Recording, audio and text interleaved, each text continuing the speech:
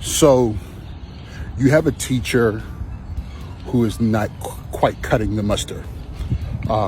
They're struggling, or maybe they're not. Maybe they don't even know they're struggling. What they're doing is they're doing everything that is counterintuitive, and especially counter to the mission and the vision of the school. You're getting parental complaints, student complaints. Maybe even their colleagues are complaining. What do you do as a school leader? What do you do as your principal or assistant principal, or even the department head? What do you do to address that teacher? Someone will tell you what most people do and what you should really do. First off, what usually happens is, we just go for the jugular.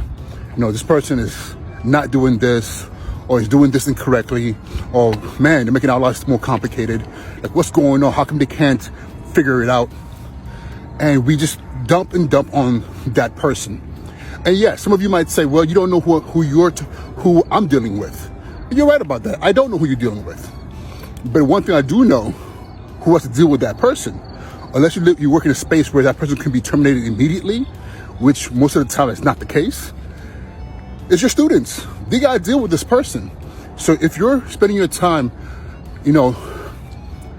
only pointing out all the flaws in this person, then that's not the best use of the resources, because that person's still on payroll, that person's still getting paid, and the amount of time it takes to write them up and do all those things, which you should be doing, you should be documenting, but the amount of energy it takes to try to get rid of them, it's a lot.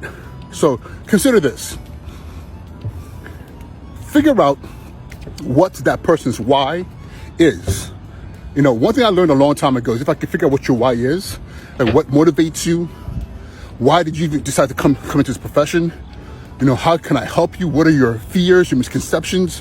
What is it that you don't know or don't understand?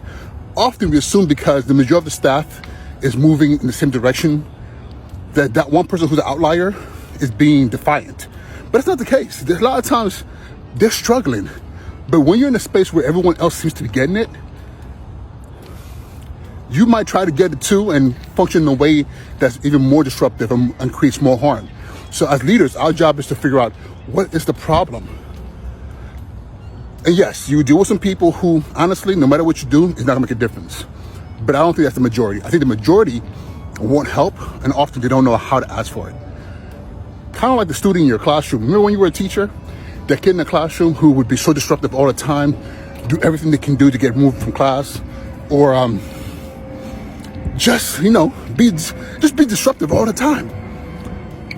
But when you sat with that student, or dug a little deeper into their background, what was going on at home, what their issues were, maybe they were a struggling reader, but you didn't know because they wouldn't read.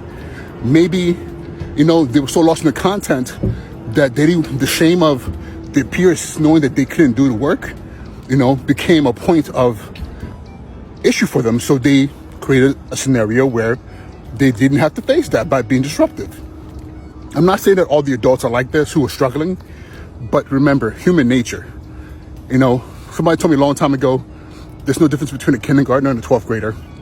The same thing that makes a kindergartner cry is the same thing that makes a 12th grader cry. Put a sticker on the work of a kindergartner, they're so happy. Do the same thing on a 12th grader, same thing. In some cases might be like, well, how come she got a sticker? I didn't get a sticker. But we're talking about 17, 18-year-olds. If there's very little difference as far as just the motivating factors between a kindergartner and a 12th grader, what about a 21-year-old, 25-year-old,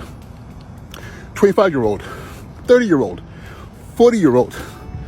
The same thing that motivates us as human beings, the same thing that motivates us as children. Spend more time trying to figure out what's going on with that person. Pour more time into that. And if after all you've done, we're talking about sincerely working with them, documenting the work, giving them resources, supporting them. Just don't give them things to say, go do this and walk away. Walk them through it. Observe them. Give them feedback, timely feedback. Now, if that doesn't work, then you gotta do what you gotta do, in the best interest of our kids. All right, be well. Peace.